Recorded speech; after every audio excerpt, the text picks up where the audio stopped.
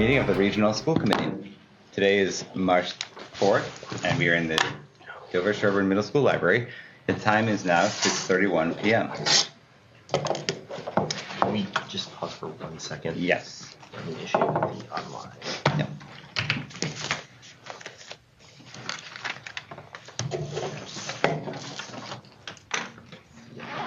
Is not.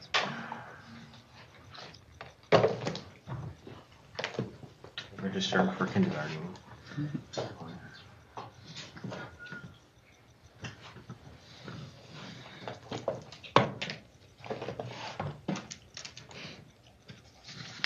Sorry, Mark. No worries. Thank you. Give a minute to see if people are there. Are we using Zoom for that? After I tell them we're not using it.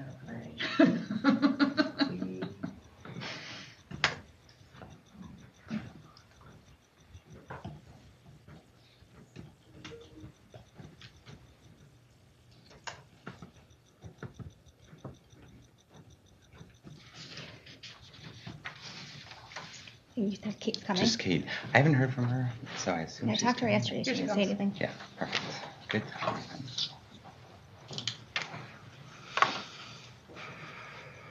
Do you need to sign in, host? Mm-hmm. Hi. Hey.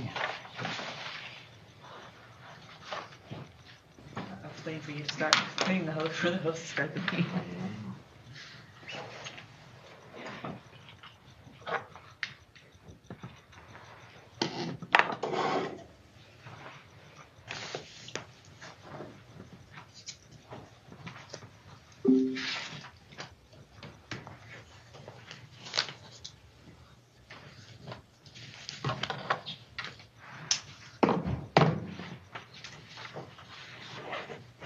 I like your picture, Denny. Mm-hmm. Thank you. It's teaching Denny Nice. in action. All right. Sorry. There's nobody here as of now. Nobody yet? Okay. Thank you. Thank you. First on the agenda would be community comments. I don't think we have anyone online yet, and I don't think we have anyone here for community comments. So if that's correct, I can skip the preamble there. And next, we are about to have continued discussion on the FY26 budget, but I'd like to take a minute to just share a reminder on kind of the school committee's role in the budget process and just in supporting schools and thinking through fiscal responsibility. So as you know, we'll be dedicating a significant portion of tonight's meeting to the FY26 budget. Before we begin that discussion, I want to express our sincere gratitude to the taxpayers of Dover and Sherborn in our district. Your support makes our schools possible, and we, the school committee, take seriously our responsibility to be careful stewards to these resources. This includes a thorough review and approval process for the annual budget, as well as ongoing monitoring of monthly expenditures.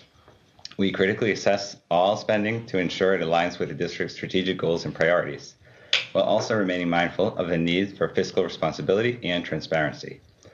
Our ultimate aim is to provide the best possible education for our students while demonstrating prudent and accountable use of taxpayer dollars. So next, I think I could turn it over to Ms. McCoy. Yes, thank you. Thank you for your comments, and I too would like to thank the taxpayers of Dover and Sherborn for supporting our students here at the region, as well as both town finance committees and the school committee for your support throughout this process. As Mr. Healy said, we align all of our spending according to the district plan that was created by all stakeholders, and align our school-based funding based on the school improvement plans that are written for both the middle and high school and updated on an annual basis. As you all know, this process begins in October and goes all the way through May. In October, we ask our principals to meet with their curriculum leaders or department chairs to identify the needs of their departments and their educators and their students and adjust their budgets as necessary. Our principals then come and meet with Dawn, Denny, Kate McCarthy, and myself at central office, and we all wear our lenses and hats to look at the budget to make sure that we're looking at it holistically from student services, from teaching and learning, from a fiscally responsive perspective, provide feedback, and then late in the fall we provide The school committees with version 1.0, and then as changes are made or more information comes in about funding and retirements, we come up with version 2.0 and version 3.0 if necessary. So we've provided you with our latest version of the budget, and we are hopeful that you will review it, ask any questions tonight, and then consider approving it so we can move it forward to the town. Without further ado, I'd like to thank Don Fattori, who is our leader throughout this process, and as you know, has lots of information and attention to detail. So any question that you have, I know that she can answer. So thank you. So welcome this evening. And before we sort of begin the open hearing, which theoretically is an opportunity for the community to hear about the budget and also participate in the discussion, we are bringing forward some version 3.0 changes that I want to go over with you before we look at sort of where we stand with the final budget. So in your packet, there are 3 adjustments. Some of them we had actually talked about when we met with the 2 towns back on February 12th. We just didn't have the exact numbers yet. But the first one is involves our contribution for our Norfolk County retirement system. We had in version 1.0 assumed an 8% increase, which is pretty standard. But the assessment report that came out in late January actually held our fiscal year 26 contribution really level with our fiscal year 25. So that 8% that we had built into version 1.0, we're now able to pull out. So that's a reduction of $68,000. As we discussed, and it's actually February 13th is when we voted on the West Suburban Health Group premium increases, and we knew at that time that they were going to be less than what we had in version 1.0. We just weren't sure to what extent. The rates were approved, and we have multiple plans and multiple plan designs, carriers and plan designs, and the approved rates ranged from 3.32 to 6.99. You then have to take those approved rates by plan and sort of calculate what your population of people are taking. So with that, we have a blended rate of about 5.4%. We had built 9% into the budget, and so obviously that's resulting in a reduction of about $125,000. I do want to pause though and say that the low end of the range, the 3.32, which was for all of our Blue Cross plans, is really a subsidized rate. That's not really market. We've been fortunate to build up some excess reserves at West Suburban Health Group, so we use some of those reserves to help subsidize the rate. So we're going to make sure we tell employees that this isn't like something that's going to continue. This was something because we had some excess surpluses that the board decided to use some of those to offset the fiscal year 26 rates. You see the difference in the rates from 3.32 to 6.99 because we're also trying to make sure within each plan carrier and plan design we're at sort of a break-even point, and we have not been doing that for a couple of our plans, so we wanted to bolster those rates, and then the Blue Cross have been doing really well, so they benefited from those higher rates on the other plans. So I'm hoping our employees will be pleased with these rates. We do have subscribers in all of the plans, so people will get varying, but it's also an opportunity when it's open enrollment to change plans. So we do have choices for our employees, which we've always been pleased to offer. The last change, and it's funny, these are all employee benefit related, which made my adjustment sheet really easy. The retiree healthcare. So since we were doing a recalculation of our February for our actives, we also did one for our retirees. Keep in mind our retiree healthcare plan year is January to December. So by doing it again in February, it allowed us to sort of see if there was any plan movement between the various Medicare plans that we offer. And with that, and the desire to always make sure we're keeping that $250,000 of prior savings in that amount, we had to slightly increase it by $8,200. I didn't want to get into a situation where we're going to start eroding that $250,000. So that's something that we want to make sure stays on our base, and we're always appropriately increasing it for any premiums that we had. So with those three, you'll see that we were able to, the net reduction was just a little under 185,000, and we're now sitting at a 0.73% increase. And keep in mind that again is a one-time thing because it's the first year we didn't have debt in our budget. And we'll highlight that again, but I keep trying to say that because you're not going to see this again next year either. Mm-hmm. I think the last piece of information we had was our transportation contract. So we did get a single bid from our existing carrier, Conley. We are finalizing the contract. We did not have time to pull everything together in time to hit all the March meetings. And I also think it's beneficial to talk about that contract with all three committees together. You each three sign your own contract, but it's still sort of bid as one. So we'll bring that forward to you at April 1st. But I'm telling all three school committees that the reserve that we had in the budget was in line with what was bid, so there's no adjustments that we're going to be taking at this time for transportation. At the region specifically, we might actually be doing a little bit of a reclass between gen ed down to athletics, because we actually saw a little bit of a larger increase in our athletic transportation buses than we did gen ed, but because I had a nice reserve in gen ed, we'll be able to just sort of move it around. Is there any questions about any of those changes? What is the reason for the increase in the athletic transportation costs? I think that they realized we had been underpriced the last round of contracts, and keep in mind they do a lot of the Tri-Valley districts, and so as they've been redoing contracts, they noticed that we were a little bit underpriced, and so they were trying to bring us back up to equity with the other surrounding districts. Okay. So we're looking at a little bit of a large, we really didn't have much of an increase in the last 5-year contract. Those buses, they price out separately. When you get the contract, you'll see there's multiple things they price out. But I think that we had been, they had been generous with what they were charging us for the athletic buses. So now they're having to make it up a little bit to be more in line with the other districts. Okay. So I will say you will hear that there was a large increase in the contract, larger than the year before, the last contract round, mainly because I don't want to share all the surprises, but the bus price, the price for buses has gone up 50% since the last contract, and obviously we all know what's happened in the labor market. So with that, we are seeing a larger increase than we did in the last 5-year contract.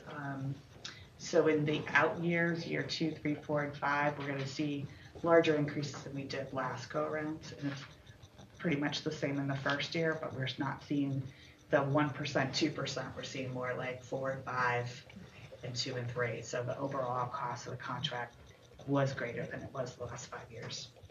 So, but we just haven't tweaked some of the stuff in the contract we can negotiate, and I've been negotiating the athletic buses. Yeah. Thank you. Any further questions?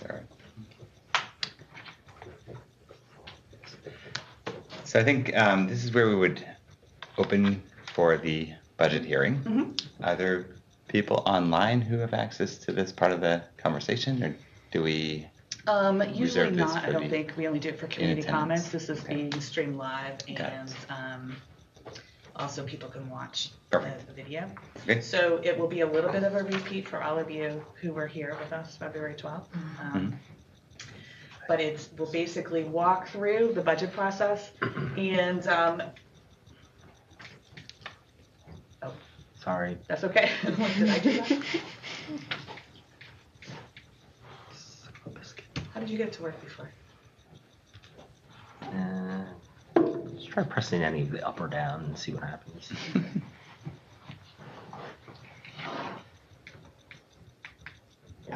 Okay, so I think that we've actually, with Mark and Beth's opening statements, have sort of talked about the budget development process. Mark talked about the school committee role, Beth talked about the administration role. As you know, on February 12th, we met with both finance committees. They had an opportunity to ask questions.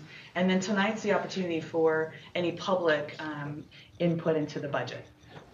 And then this, after the finish of this, then this actually ends your work, and we will vote the budget, and it'll then be moved on to the town to do their open hearings and their annual town meeting.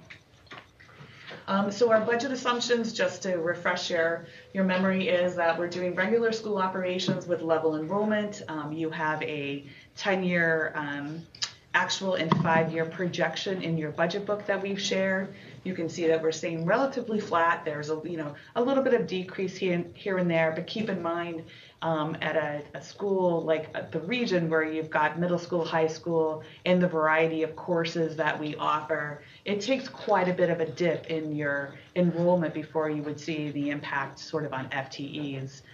It's unlike the elementaries where it's pretty clean cut. It takes a greater decrease, I think, at the region. So we are working with level enrollment, and so there's how we build the budget. Obviously, we comply with the town's budget guidance. We both have differing budget guidances, but I think we've come to terms with how it impacts the region. As Beth mentioned, we align our budget development process with the district strategy in our school improvement plans, hitting our 5 core areas.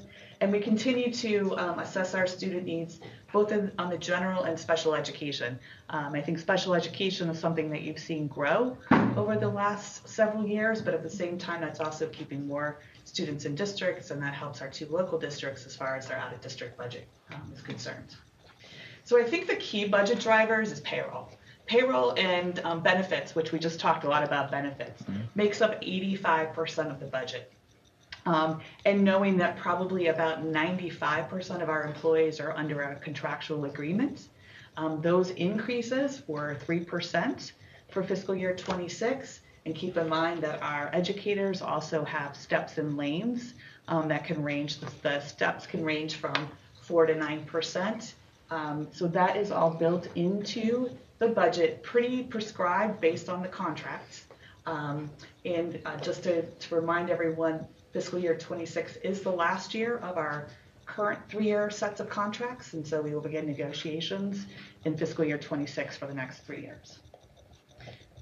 We did have some reductions in FTEs. We've talked since the beginning of the year about reducing the 0.6 for the human resources.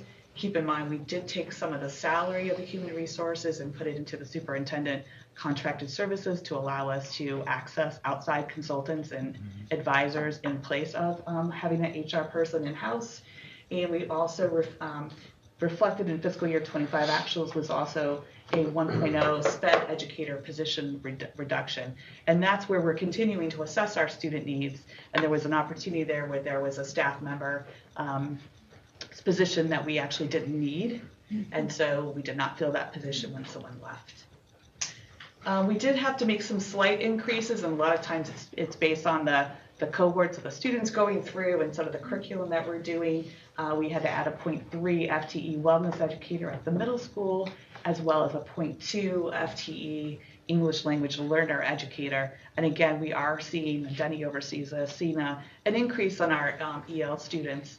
And I think all 3 districts actually saw a little bit of an increase in the support needed to provide them the services.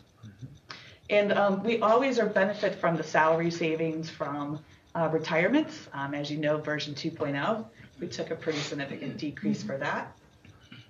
And the increase in our healthcare we just talked about, and that resulted in a net increase of 5.4%. We are continuing to fund our OPEB liability. We're now at the $250,000 that we should be doing on an annual basis. And as we mentioned, the Norfolk County Retirement Assessment, we saw no increase. So we had some really good news in part of that budget, but that really makes up 85% of your budget. We talked about the transportation contract already. The fiscal year 26 increase was approximately 17%. We're continuing to do our trend budgeting. You'll see some tweaks when you go back to version 1.0 and look at all the different line items that we use to build up the total budget. We're very diligent about taking out any one-time expenses. So if we put something in that we're purchasing a one-time thing, we always bring it out the next year. We don't include it in the base, but it also allows us to keep changing what the one-time expenses that we do have. So it's a way that we manage making sure that every department is getting some of the items that they need. And then we talked about student enrollment, and we're looking at approximately 1,080 students for 26. So just overall, our financial statistics, as we just talked about, our net increase is 0.73%, so just a little over 210,000. If we would have still had our debt built in there, we've probably been looking at about a 3.0% increase, and that's typically what we have been seeing. We saw 3.23 in fiscal year 25. And it's always, I think, good to look at your per pupil budgeted expenditures. So we're looking at that we spend in all loaded up, because you've got all the benefits and everything in there, just a little under 27,000 per student, and you can see that's just about a 3% increase over what it was in fiscal year 25. And I also think it's important to highlight that 85% of our budget's payroll and benefits, but also 85% of our budget is funded by the towns. So we are very dependent on the town support and the taxpayer support. And that's why we tried to, as Mark and Beth said, be so transparent in our process, so people really value the taxes that they're paying, where a big chunk of them are coming to the schools. Mm-hmm. So just looking at the town perspectives, because our budget doesn't go to the town, the only thing that goes to the town is their assessment. So Dover's assessment, when they present their total budget, they're going to show that the regional assessment from year over year was a decrease of 136,000, and Sherborn showing an increase of 184,000. Keep in mind that is something that it has very, very many variables that goes into it. So you can't really look at, okay, so our budget was 0.73 and think their assessment's going to be 0.73. It's sort of a complicated calculation, which you do have in your packet to walk through. So here is 3 years of actual fiscal year 25 budget, and then proposed version 3.0 budget. It shows you all the various components of our revenue. So as you see, obviously, the assessments are 85%. We have state chapter 70 and 71 amounts that you can see them to contribute to help offset the town's assessment. We also then have fees that we charge for the various athletic and student activity fees here. And we've been very successful in the last couple of years with our bank interest. And that's really what's probably been driving the use of E&D in the following year's budget, because it's not something that we want to sort of put $100,000 in that we're going to get interest income, but anything extra that we get does roll into the budget with excess and deficiency. So if you see the 175, the bulk of that is our projected revenue surplus that you see in your monthly financials. And then we do the same thing for expenditures.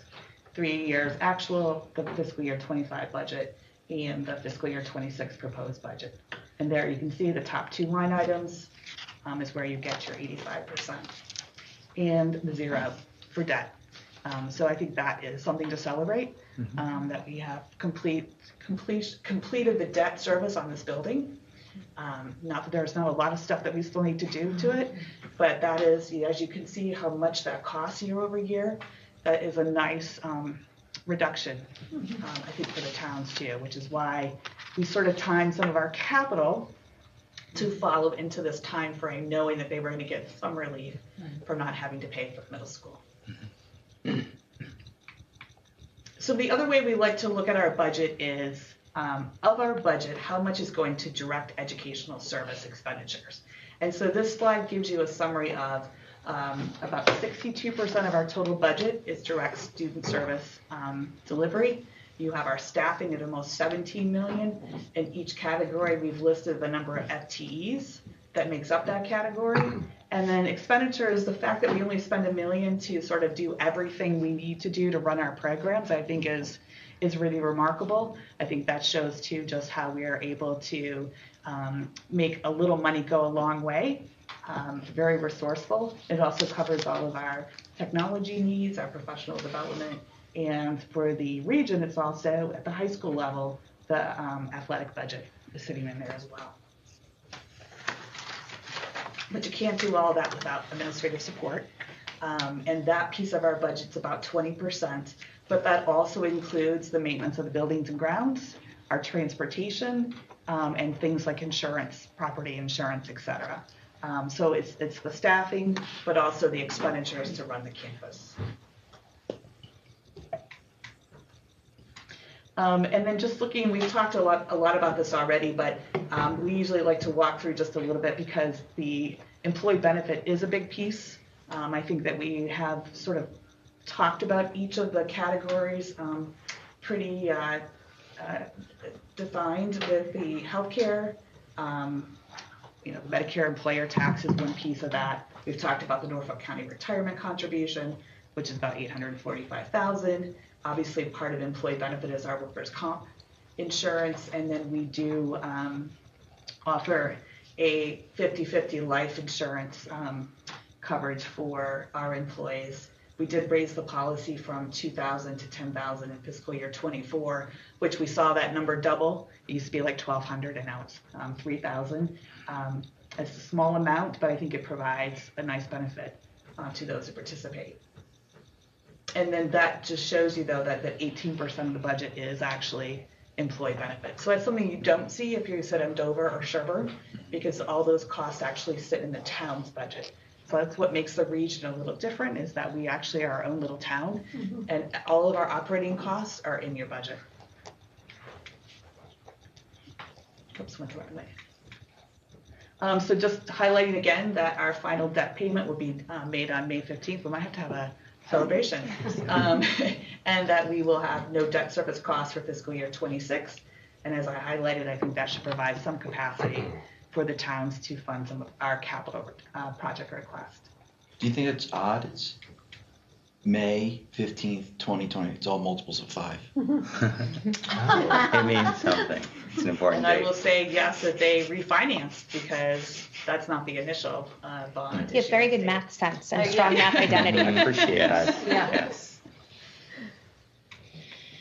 And then we also just like to highlight, so we talked about that operating budget, but there are things outside the budget that help us run operations. And one of those categories is our federal and state entitlement grants. We don't have a lot, but it's worth highlighting that we do have some special education grants of approximately $300,000 that we do help fund our educational assistant positions at the region. We run the METCO grant for all K-12 for all 3 districts through the region, and that grant's approximately $340,000. And then we have some various title-related grants that are small but actually add a lot of value, and those approximately $70,000. So I like to highlight those just in the instance that for some reason the grants go away, something happens, they change. That's sort of the little bit of the financial risk that we could potentially have if we lost those grants. Tom, would you kindly clarify which ones are at the state level and which ones are at the federal level? Yeah, so the first and third, those are federal grants, and METCO is a state grant. Thank you. And then I think we always use this opportunity to say that it takes a village, and our community support is immense. And I know many of you are active on some of these organizations, but the schools would not be the same without the parent organization support, Positive, the high school PTO, FOPA, the Boosters. Boosters is instrumental in our athletic and adding the nice to haves.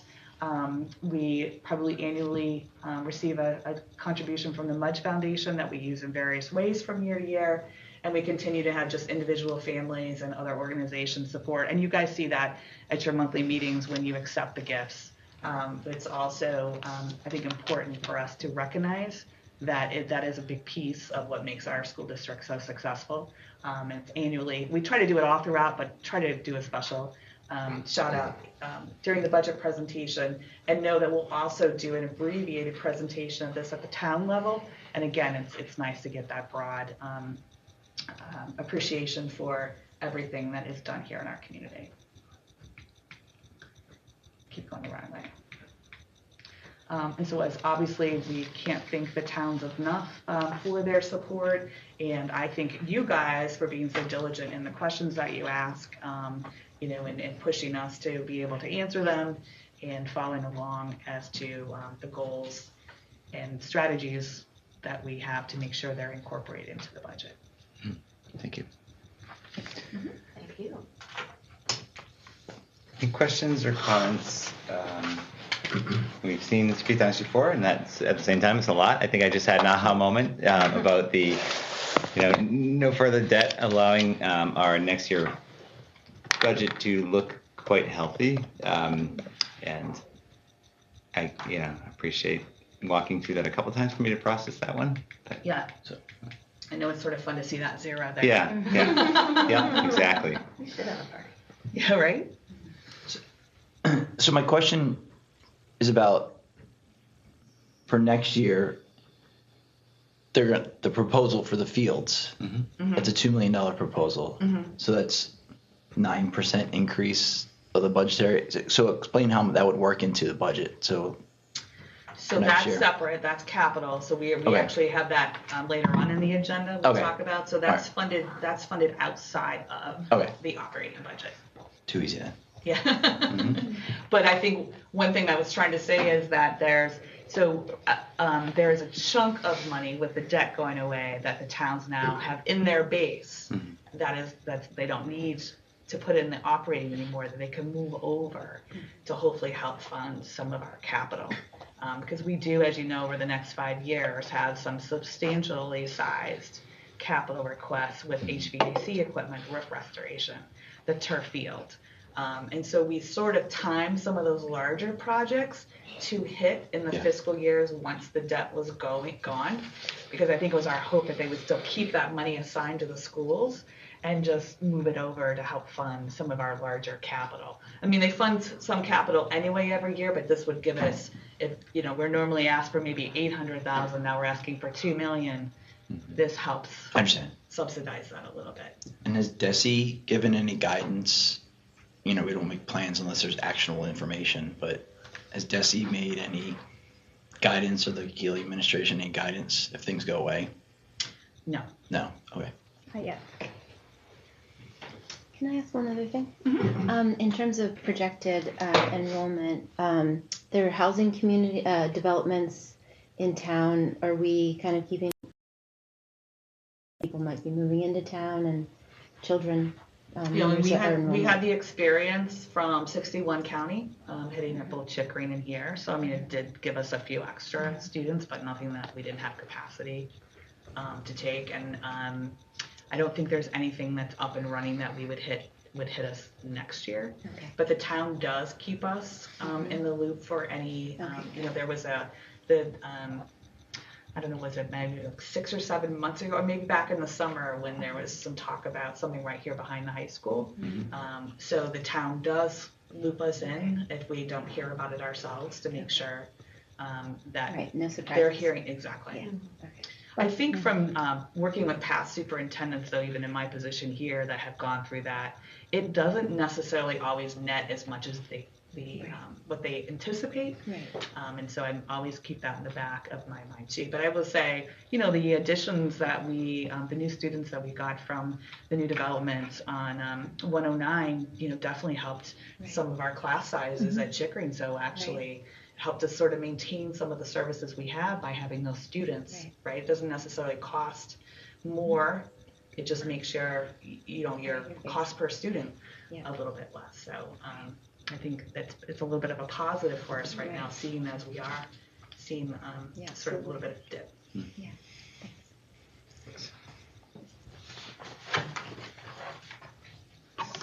So, further questions or comments? Or we could move to vote to certify the operating budget. So let me just highlight. So there's 2 votes. One is that we first have to vote, and I used to do these votes backwards, and I realized it made more sense to do the E&D first, because just so you know, the $175,000 of E&D that we're applying to the budget is built into the $4,157,000 that you're going to vote when you talk about the total budget and what's being assessed to the towns. So we do have to separately vote the E&D, because we're not really taking the $175,000 that we're really seeing from our actual activity right now, you're taking $175,000 from the certified June 30th, 2024 certified E&D. So that's why you make that vote that way. And then once you do that, then you'll adopt the total budget, the amount that's being reduced to end up with where you are in the town's assessment, and then know within the next couple of days, our treasurer actually sends notification to the 2 towns saying this budget's been certified, this is your assessment for next year, and then here's the assessment payment schedule, assuming that this will go on and be approved at the town level. So there are steps that, as a region, we have to meet certain deadlines and make that notification.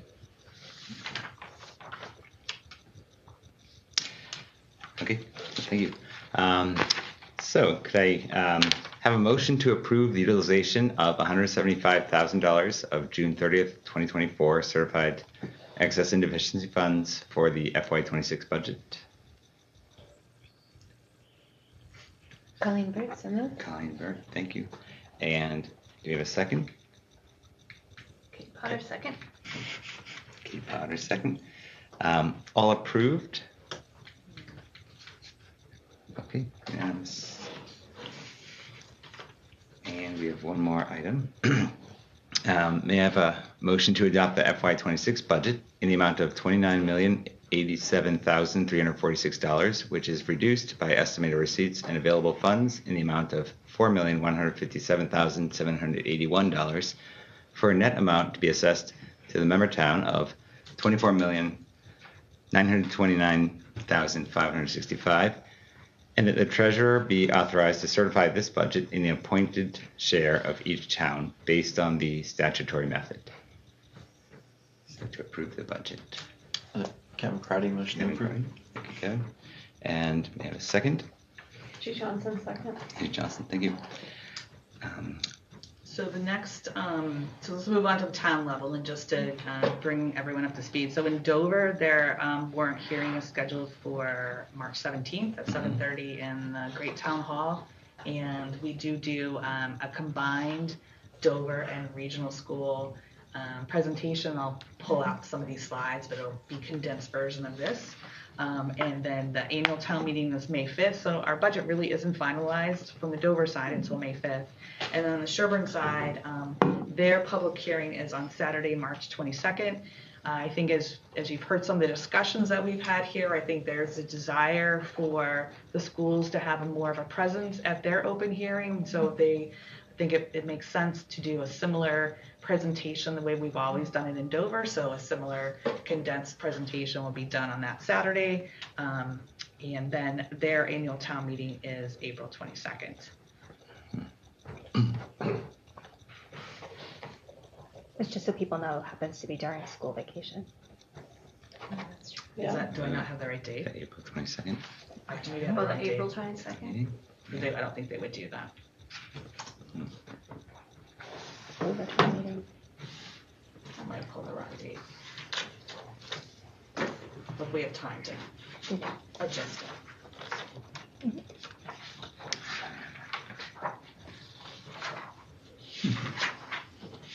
It is April 29th, yes. Oh, maybe later. When I looked at that, I didn't think that. Oh, yeah.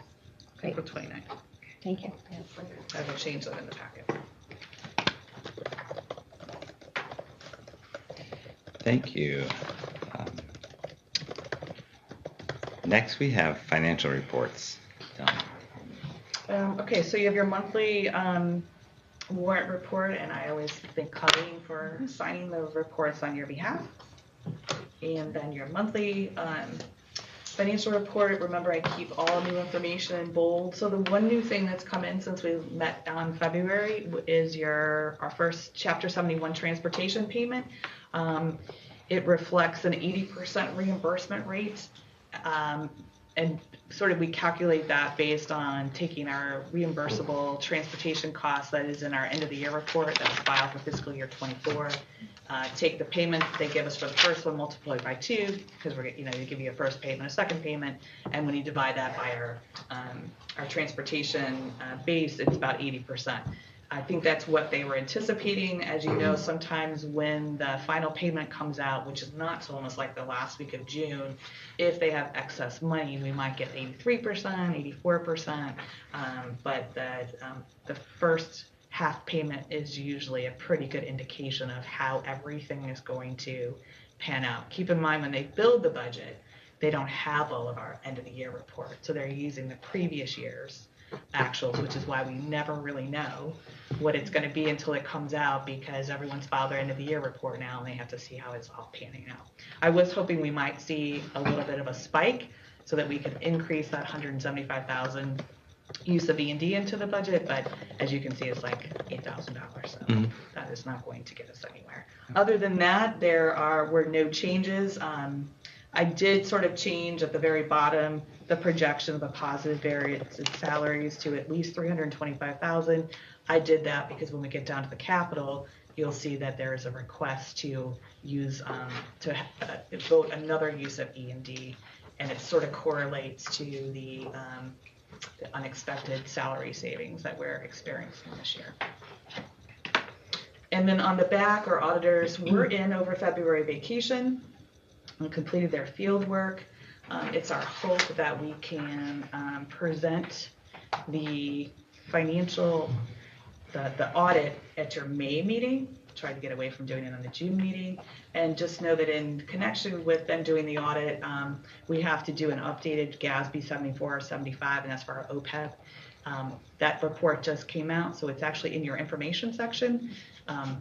If it helps you at all, it's sort of complicated, but at least you can sort of get a feel of where we are now. I think one of the more depressing statements in there is how long it's going to take us to be, like in 30 years, we're not going to be 100% funded, that's for sure. But is that normal? Is that a typical thing? Yeah, it all depends on, we're doing a nominal contribution every year, so when you've got a $28 million liability and you're only contributing $250,000, you're not going to whittle it down too quickly. But then there's the interest that we're earning, and the fact that we have established the OPEB and are contributing on a routine basis does help things like when Standard & Poor's was looking at our bond rating, and it also helps your financials because as you do that, your discount rate goes up, and that makes your liability that's reported in your financial statements go down. So that was sort of some of the goals that we had when we set this up many years ago, and as long as we keep contributing, that discount rate should continue to go up a little bit. And with that going up brings that reliability. So it's all an actuarial number, so it's not really true. Right. Like when we close business today, we're not going to have to come up with 20. No. Yeah. So, but I thought it would be worth sharing, so it's in there for any late night reading.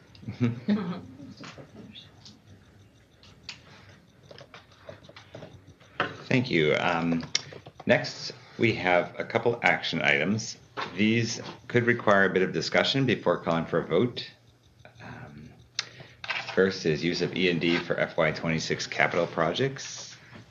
Yeah. So You're on a roll. Here I am. It's mostly done Okay. tonight. So Just for the record, the superintendent comments got worked out of here. I think that you were up behind that. no, I didn't. Just Really? teasing, yeah. I did, really? I I have all these updates, I but did no not. spot. Oh, I did not take it off.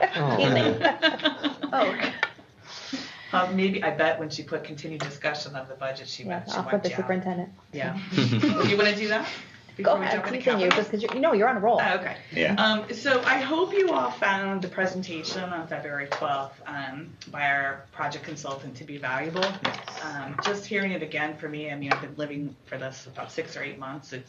You learn new things every time you hear it, and I thought he did a really good job of presenting it and answering the questions from the Finance Committee people. It's actually hitting the streets this week. We did have a week delay.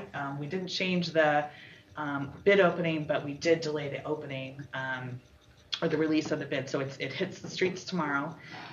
They've been calling some of their contractors that they work with to let them know that it's going to be out there for bid, and we have our site visit next Tuesday And so I always get a feel of the interest level based on who comes just to take a peek and ask questions.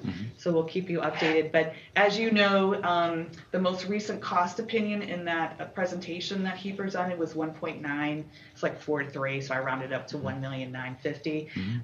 Keep in mind that did have a 15% contingency.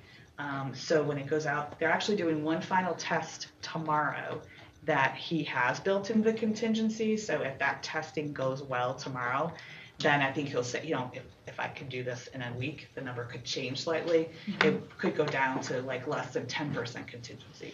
Again, it all depends on what people bid, so it doesn't matter what his cost estimate is. But based on that, we're using 1.95 for you guys to make two motions tonight.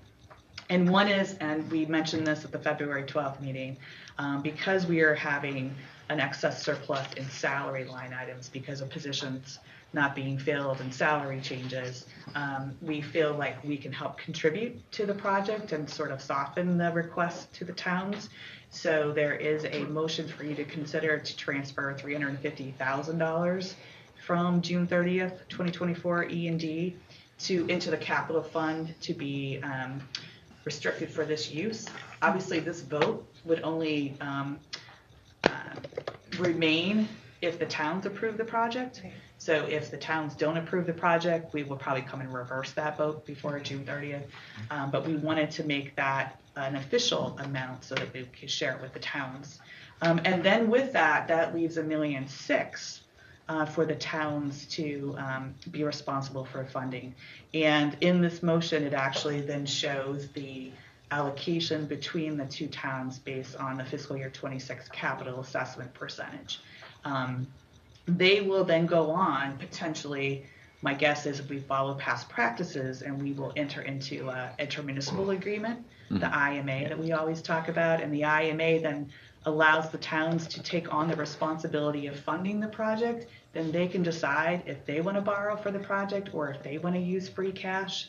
The only other alternative is for them to ask us to borrow, given where our bond rating is, and that we've gone away from doing that because they borrow for so many other projects anyway. My guess is they want to move forward with the IMA. So to that end, I included a draft of the IMA just for anyone new to the committee. This is the document that will go before both of their board of selectmen to be approved. And as you see, at the end of the day, everyone will sign this agreement. But this really puts the responsibility of the funding on their end, but it gives them the latitude and the flexibility to fund it the way they would like. Dover sometimes, you know, like they funded the rooftop restoration all with free cash. Sherborn's borrowing, but it allows them to decide what makes best interest of their So before I take those votes, I just want to have the opportunity to see if there's any other questions you have. I do think we're going to have to really sell this project. You know, based on some of the questions that came up, we're going to make sure once we get our bid number and we know where we're going, we'll go into like full PR mode. You know, some of the concerns were around PFAS. I think PFAS, though, I think people need to understand where the PFAS is. It's in the blades of the carpet. And by Mark saying that they don't use that lubricant anymore that have the PFAS, and how we can get a letter from the manufacturer that there's no PFAS in the carpet, you know, I think that should take away that concern. We're putting in the pad, which is only going to promote the safety of our existing fields. One of the questions that was batted around at the last meeting was, you know, is it how much would it cost for us to go back to natural turf? And I think price-wise, the initial capital outlay could be a little less, but if you look at it per use and the limited amount of times that we would not be able to use it versus when you can use a turf anytime really you need to, the cost per use is definitely different. And I do think it would extremely impact our athletic department. So I think that the stance that I sort of have been talking about with our internal steering committee is that that's not an option that we will consider. And so what can we do to make you feel comfortable with what needs to be done? Because we will not consider putting Well, in that end, I did do some research because I'm on this with you, so I contacted my friend who does the turf field, or the grass field at the University of Tennessee. They have an entire sod department, and he said they only use that field when they play the football games at home. No one else is allowed on the field. They have a separate practice field. He said, so the field is used maybe 4 hours every week or every other week for 3 months. So that's how little it can withstand. Yeah. Yeah. So just to let you know, because I said, would it be feasible?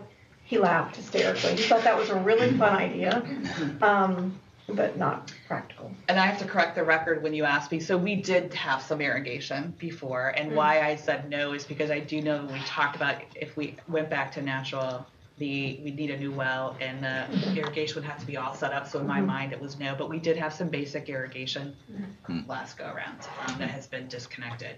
But I think as we really sat back, and Mark Novak did do sort of a rough analysis for us, but there's so many factors that go into it. Like we were saying, well, we'd have to add the well. Well, where do you start? I didn't want him to spend too much time doing that, so he just did a quick and dirty.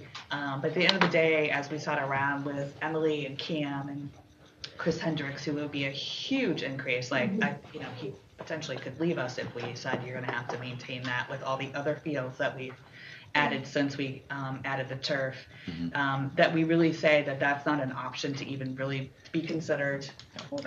Field hockey couldn't even use, they don't use a grass. No. It's not a thing. There's some fields in Hingham, but it turns into, it gets torn up really easily. I mean, like field hockey per se, like I know No, they colleges, like turf. Yeah, they would. they don't, I mean, In fact, they like we were telling me they like the sort of the turf where it's now sort of worn down because they like it as flat as Yeah, if you've ever gone to a college when they flood the field at some point, my son's girlfriend plays college field hockey, and all of a sudden these sprinklers came on, and it was raining, but they wanted the field to go faster, so they flooded the field. Right. It was really unique. So I feel that with Activitas on our side and the fact that they do this all the time, I envision getting more questions from Dover and Sherborn people who have concerns about it, so that we could probably put together like a brief FAQ. Activitas has offered, obviously we'd have to pay for them to attend one or both of the town meetings so that we have an expert there, but I think we're going to have to just dig our heels in and work really hard to disprove any concerns that can be disproved. And the financial piece, I was hoping that with the $350,000 that you guys potentially would vote tonight, that would help soften the financial need. And we'll just keep our fingers crossed that the bids when we open up on March 27th are at 195 or below. So March will be a busy month, but and as you know, that Sherborn has requested they will take no action on this project until they have a bid.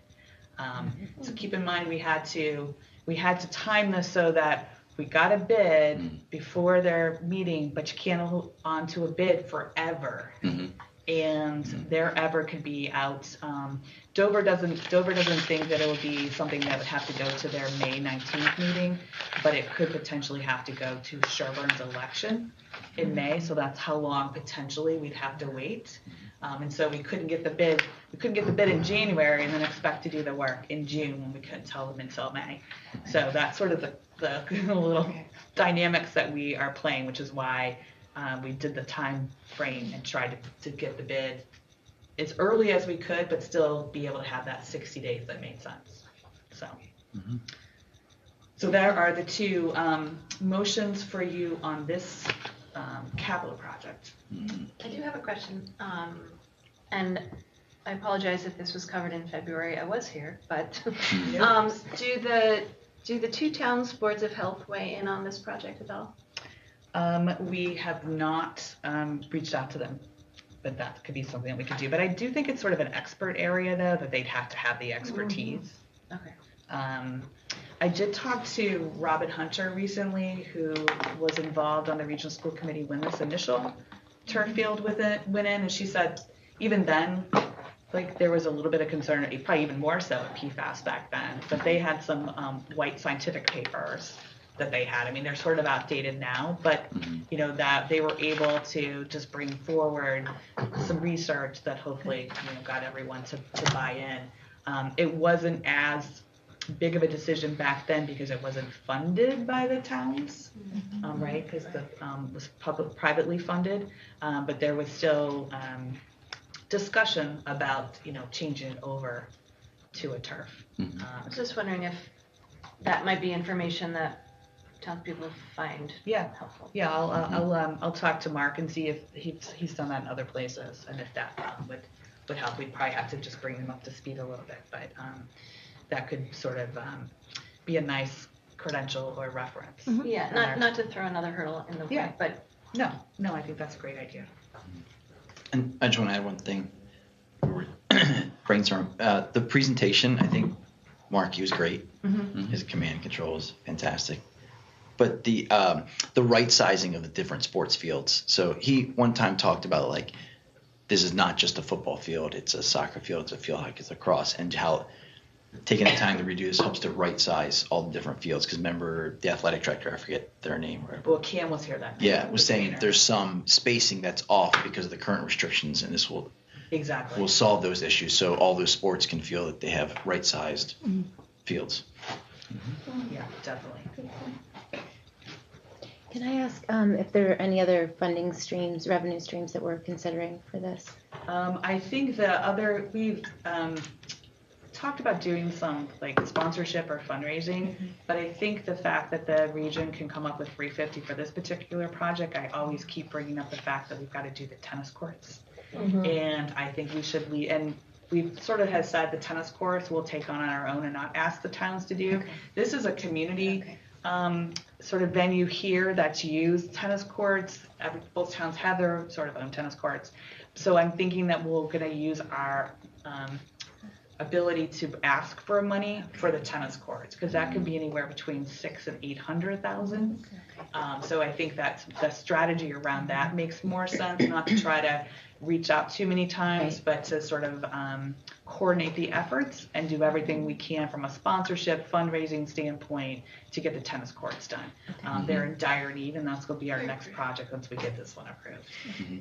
So I think that was the thought process, the fact that we could come up with money that we didn't have to go ask for to do the fields and save all of our ask for the tennis courts.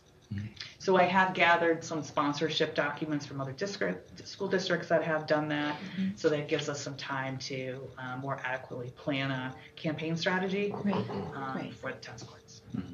And the, if I can add one more thing, the wood chips, there was this idea of the wood pulp being at the base, and I was interested in that. I'm not sure if that had wider interest.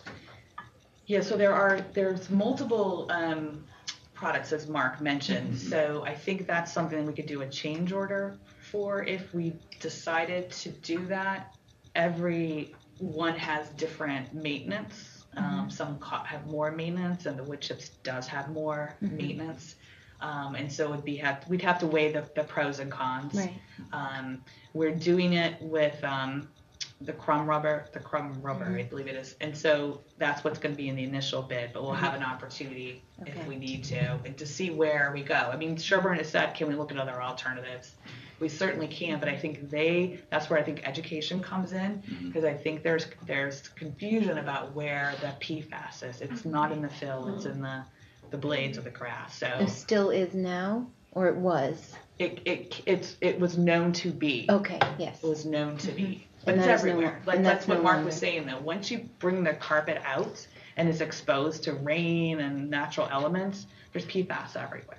But what they can guarantee is there's nothing in the manufacturing of the carpet. Okay.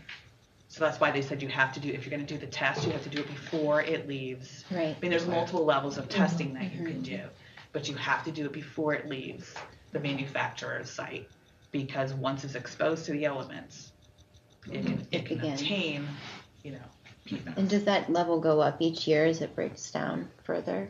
Well, it's not really. It's just because it's in it's in the rainwater, Yeah, it's in the, right, it's in the, Oh, I see, you're Yeah, saying it's, just from okay, the it's gonna be atmosphere. added The to it. athletic Okay. wear has. from the PFAS in it, from the too. elements, From the not elements, from the not from the manufacturing. manufacturing. But Okay. but back in the day, he's, was it 3 or 4? And you can Google, Right, yeah. AstroTurf is one that says, Yeah. no, we are not using that lubricant anymore. So everything that Mark said, you could actually go verify, which is actually helps, right? And so that was really the source of the PFAS that was in the carpet was from that lubricant they were using during the manufacturing process. Yeah, I think that's important information we should focus on. Right, I know, for 'cause reassuring it took a people, 'cause while it for all does- that yep. to even sink in with me. I thought Yeah. it was in the pellets. Yeah. Because they were telling us that we could, get the encapsulated pellets, but that's more for the hard. So when he started talking about the hard metals, that's the fill. Okay. Yeah. Thank you. I think you've pulled so many details from Mark's presentation, and you're reminding me it was a fantastic presentation. I know it's not publicly available, right? I don't think I've shared it, so I'll say it publicly, but I didn't want it to go out necessarily before the bids were in. Okay, because that it had was a lot why. of I detail. forgot the reasoning to wait. Yeah, so the select boards, both towns have it for their internal. Once our bids are opened, then that's part of our PR campaign, and Perfect. that presentation will be used. Perfect. I just, someone could go watch the, we're just trying to, I don't know. Yeah, that makes perfect sense. It's my just like, fear that someone's going to get a hold of it and say, oh, now we know exactly what. Yeah. Yeah. I mean, they see our total number, but they don't know how we built up to that. Great. Thank you. Because I know they're all watching, trying to get the answers. They can find out what channel we're on. Alrighty. Thank you. Are there other comments or questions relative to this field? We have 2 motions to discuss, but to vote on. They're sort of interrelated. Yes, yeah. exactly. So then we'll take motions. So may I have a motion to approve the transfer of $350,000 of the June 30th, 2024 certified excess and deficiency funds to the Region's Capital Fund to cover a portion of the cost for approved FY26 capital projects, subject to the approval of the remaining project costs by the member towns. So that's the transfer. Colleen Burt, so moved. Thank you, Colleen. May I have a second? Thank you, Toa. Ash. All in favor? Opposed? Nope. Perfect. The motion carries. The next is a motion to approve the estimated balance. So could I have a motion to approve the estimated remaining FY26 capital project costs of $1,600,000 to be funded by member towns based on the FY26 capital cost assessment percentages, Dover being $858,400 and Sherborn being $741,600. Kevin? Motion to approve. Thank you, Kevin. And may I have a second? Kate Potter, second. Kate Potter, thank you. All in favor? Okay, carries unanimously. Thanks. So stay tuned. Thank you. Thank you. Let's see. Next, we have consent items. So I'll read each of the consent items aloud and see if there are any questions or amendments. If in favor, the committee can approve all of the items with a single vote. You can find the consent agenda items in your packet, beginning on page, whoops, what page number is that even? What the? Hold on. Why is it being funky? Oh, I forgot. All right, beginning on page 18. All right. So, we have the consent items are the approval of the minutes from February 4th, the regional school committee meeting, and also the annual school committee vote on the Massachusetts school choice law, which I don't know if you would share that already. I'm right? happy to explain that. So every year, school districts in Massachusetts must vote on whether they want to be a school choice district. And what that would do is if we were a school choice district, we would have a lottery for students from other towns to be able to say they're interested in attending the middle school and the high school. And we would take our available seats and allow X many students to enter our school district. having just gone through the budget process, you know that we spend roughly $20,000 per student on their education. In the case of school choice, we are reimbursed $5,000 for every student we accept. So there's a huge discrepancy between the money that we put into the educational program and what we funded. So it's your choice as to whether or not you'd like to become a school choice district. We have not been in the past. It would not be my recommendation to do so, but it's of course the vote of the committee, and it's at your discretion to make that decision. Mm-hmm. So is this a separate motion, or could I tie it into the agenda at this point? You can tie it together. Perfect. Somebody supports one and. Yeah, excellent, thank you. So I'll connect these two. Consent agenda, just so you know, is for annual routine business, and we just annually routinely do not participate in school choice. Schools that do, it's a fundraiser, it's a revenue stream for them because they have capacity and it funds their technology but we don't really have seats available, so it's an annual that we pass on it, and not some school districts do, some don't, but I think it would be a huge change for us to ever participate in a school choice. Yes. We have students that go to other schools, I will tell you, and that comes out of your Chapter 70 when that happens, but we are not a receiving district. Okay. And when we have available seats where we know that, we might have an extra seat in a 4th grade classroom or a 5th grade classroom, that's when we open up opportunities for our Boston students to come and join us. Okay. Thank you. So taking these two consent items together, we are approving the minutes from February 4th and supporting the recommended move to have Dover-Sherborn Regional Schools not participate in the school choice program for the 2025-2026 school year. May I have a motion to approve those consent agenda items? Angie Johnson, so moved. Angie, thank you. May I have a second? I'll second it. Okay, proud everyone gets a lot of votes tonight. Any further discussion on these? Nope. All in favor? All right, it's unanimous. Thank you. The motion carries.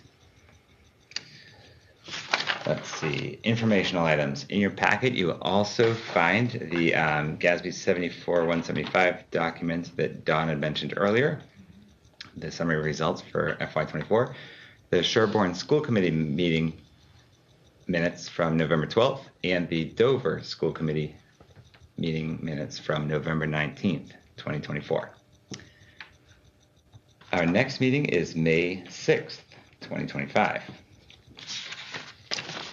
We have 2 joint meetings in April. Oh, that was my next. Yeah, our next, sorry, yes, thank you, our next regional meeting. Yeah, sorry. So Thank when you. is our next? We have a joint meeting on April 1st, That's which what will I thought. launch my evaluation process, and then on April 29th to close that. Yes. So, and on that note, thanks for that. I will be in touch with people about the evaluation process, the whole document supports and everything. I do have a couple updates. I'm not sure if you want me to wait until May. I know. No, well, what do you think? What do you think? Am I, it's a I lot. can email them as well. Update, yeah. Would it be easier for you to wait until May because everyone's going to be there? Is that what you mean? No, because they're region specific, so if I could do them tonight. Oh, sure. That's I'll great. do Let's do it. as quickly as I can. I appreciate knowing this. Yeah. Okay. Do I sound like I'm in a rush? No, sorry. Okay, so I'll talk faster than I normally do, which is really going to be fast. Perfect. Okay, so I continue to find joy in classroom visits. I was at the high school just last week visiting math and history classes. And I just wanted to point out that in so many of the math classrooms that I observed was great communication and collaboration happening between kids and solving math problems and helping each other, and also opportunities for growth where they were either doing problems to prepare for a quiz or an exam, or being able to go back and redo them as a measure of, I didn't get it the first time, but now I understand it and I can show you. So that was fabulous. And then in history classes, for those of you who know Tom Bork, he is one of our legendary teachers, and he was talking about the government and all the different committees in the government, and the kids have each chosen one they were interested in. So, voice, choice, and relevance in that, what was the committee's purpose, who was leading it, what were they currently working on. So brought some joy to my week. Last week, I also attended the Metco Legislative Breakfast at the State House. So this is an annual event where superintendents, Metco directors, and sometimes school committee members come and meet with legislators and talk about, the continued funding of the program and its many values. We had a few presenters, but one of them was Professor Elizabeth Citron from Tufts, and she just completed a 20-year study of the METCO program, highlighting the benefits for the urban participants, which are our students coming from Boston, as well as our suburban students, which would be the Dover and Sherborn kids. I'm happy to share this with you if you'd like to read the long version or the executive summary, but just to highlight a couple of our findings relative to our Boston students. Her research has shown that Boston students who attend suburban schools have an increase in MCAS test scores, are suspended less often, have greater school attendance, increase their SAT scores, take more AP exams and pass more AP exams. They go to more competitive colleges, and they're more likely to graduate college in 4 years.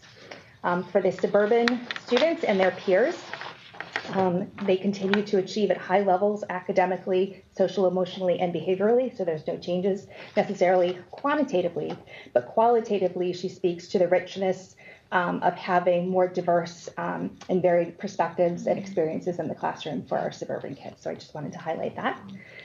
Other updates. Oh, my little sticky go. This is a really, I feel like, legislative legal time, and that's because not only are we building our budget, but so is the state. So, of course, we want to advocate for the METCO program. And just last week as well, I spent time with different legislators through the Tri-Valley Roundtable. So Massachusetts is split up into superintendent roundtables kind of by region. We belong to the Tri-Valley Roundtable, and there's 42 districts in our little area that come together. And we usually meet for our own professional development. This time we came together to meet with our legislators. So Representative James Arena DeRosa was there, representing Sherborn, and Representative Josh Tarski, representing Dover. He's new, as you know, and he's a former educator, teacher, and principal, so he understands our world. And it was an opportunity for superintendents jointly to kind of talk about our priorities in terms of ideas that are on the table. We supported one around special education, and explain that we really need to think as a state around the future of special education and how we can support the growing needs of our students in a more efficient way, and whether that's through collaboratives, looking at transportation costs. We really need a group to sit down and study how we can do this better and differently. Something else we talked about was the future of public education, and for those of you who know my background and my interest in the Academic Innovation Committee, like this was my baby. It's bringing together a group of multiple stakeholders to kind of say, what is the vision for education in Massachusetts, knowing what we know about the future and what our kids need to grow and succeed. So I'm hoping somebody might remember me when they put that committee together. Student discipline is another thing that we're concerned about. As you know, there's been changes in the law around when and how students are disciplined for various infractions. And while we certainly want students to learn from their mistakes and be able to redeem themselves from mistakes and grow and repair their relationships with peers, there are sometimes when principals and superintendents feel that their hands are tied about how they can react to situations. And we're just asking that they respect our authority and our decision making and kind of put the power back at the school level. And lastly, funding, of course, just keeping in mind our rural schools and the unique needs that they have. Believe it or not, Sherborn is considered a rural district. For our other neighbors in the state who are more rural than Sherborn, we want to make sure that they get what they need to support their students. Last week was busy. I also went to the DECA state finals. So for those of you who know DECA, it's about marketing and finance. It's the second year that Dover-Sherborn has a chapter. From what I've learned from other superintendents, it's really like a cult in other districts. Like you get involved in DECA and there's no going back. But we have an amazing group of kiddos supported by Amanda Leiden and Noah Schultz from the high school. And so they've gone to local and regional competitions and then went to states on Thursday. And the board that oversees the state finals reached out for judges, and I volunteered to judge. And even though I was worried about finding the time to do it, I'm so glad I did. So I went into Boston to the Seaport District. I got to see 12 different groups present their projects. And it was just amazing and inspiring about seeing students from Taunton and Danvers present the work that they're doing. Specifically, my projects were around preparing students and their peers for college and career readiness, about what's out there, what possibilities are, and making sure that they have the skills and the knowledge to be able to make decisions when you're 18 about what your future might entail. And so coming out of that, I was just updated that Dover-Sherborn had 5 competitors at the state finals, meaning they were among the top 12 students in the state in their events. And 3 of them are going to be moving on to the international competition in Orlando, Florida this April. So we have a new chapter, but a very successful chapter. And they're always looking for judges. So next year I'll make sure you're all invited. Dawn has already volunteered. But so fun and so joyful. Or you can go to Orlando if you'd like. Yeah, I'll take the Orlando. Also last week, you're all aware that unfortunately we had a bus accident. And so the bus had just completed a stop, had just started rolling again, and the bus driver experienced a medical emergency, and therefore slowly just kind of veered off the road. Luckily, no students were injured. They responded right away, knew to call 911. They all exited the bus with the help of some adults nearby. Both Dover-Sherborn and Ashland Police and Fire responded immediately, took care of the kids, took care of the bus driver, got the bus driver to the hospital. He's thankfully okay. And once he's medically cleared, he'll be back to bus driving. And our students were fine, released from the hospital. And Dawn happened to be the closest to the situation, so she was first on scene Nice work. to the district. So she wears a lot of hats. That was a new one for me. Directing traffic. Well, I don't think what people realized is there was a Natick bus that was stuck because of the accident. And so when I got there were all these mothers picking up these little kids. And I'm like, well, I don't understand why these kids are so little. Yeah. And there was, Nice. right, because then I saw it, right, because you couldn't see, but it had gotten stuck, and obviously a large can't turn around, and it actually became they housed the 10 Sherborn students in that bus while they waited for everything to play out. So I will say we did send an email today, or we call it emails anymore, Parent Square, to all the families of bus 25. So the driver, it was minor. He was medically released on Friday. He did not stay in the hospital. However, he's got to go through the recertification through the R&B, so it will take several weeks. But Conley's assured us that as much as we can, we'll have the same driver. So those kids will see a familiar face over the next couple of weeks. But from a health standpoint, he's fine. It's just now he has to go through all the protocols. So that was good news to hear, because I think people were really concerned for him, but it was just a minor medical issue that just all played out in a weird way. But I will have to say there, the emergency personnel could not commend our students highly enough about how composed they were and how they were just quickly reacted and did everything right. The students called 911? I think it was a combination of students calling their parents, calling 911. The bus, obviously the bus driver right behind that was the Natick bus actually was a former firefighter. So I think we had all the right people in the right place, and the parents of the house where they had just made the drop was still outside, and I think helped get the kids off the bus. So there was a lot of people there helping. But it was interesting to be there. The helicopter. I mean, it was quite the scene. It's like Dawn. She's like, I can't hear you. There's helicopters up there. And like so many people. Oh my gosh. Yeah, but I mean, we're so lucky. I mean, they were just so, like, every Sherborn emergency person, I do believe, was there. And it was just well orchestrated. And again, luckily, it was not a severe accident at all. But it's a good learning. We're all debriefing about, when this happens, are our kids well equipped? I asked Conley to do the same. Is there anything that has played out on your end that we could do to enhance our practices? So we're fortunate that everyone was fine, but it's also sometimes good just to have something like that happen to make sure you're ready if something more significant happens. Thank you.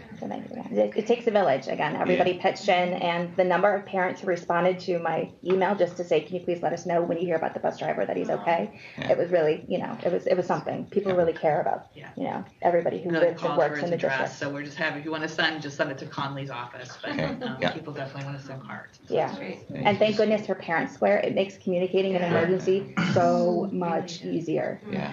So good choice there too.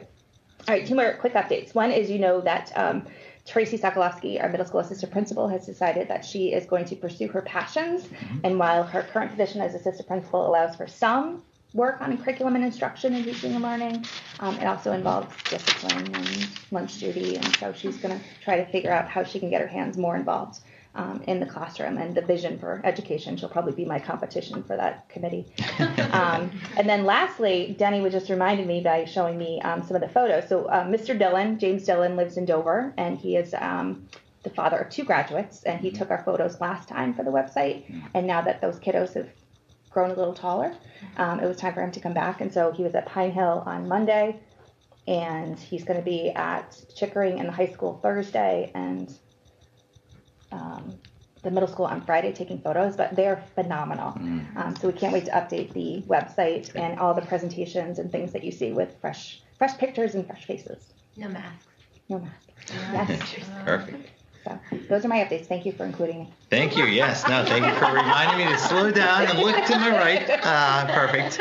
Okay. Just quick before, Beth, if you could share out that MECO report, I'd love to. Yes, Yeah, I will do that. And I'm so glad that the Boston and suburban students were included in all that evaluation. Yeah, I will absolutely do that. Thank you. That's great. Alrighty. We have the next meeting. So our meeting has come to an end, and it is now 7:51. May I have a motion to adjourn? Colleen Burt. Colleen Burt. Okay. May I have a second? Dylan. Thank you. Dylan Ash. All in favor? Alrighty. Everyone but Kevin. He wants to stay. I gotta be somewhere, so look. Okay. You need to. Thank you. He's already All right. gone. You were out voting. Thank you. I gotta go to.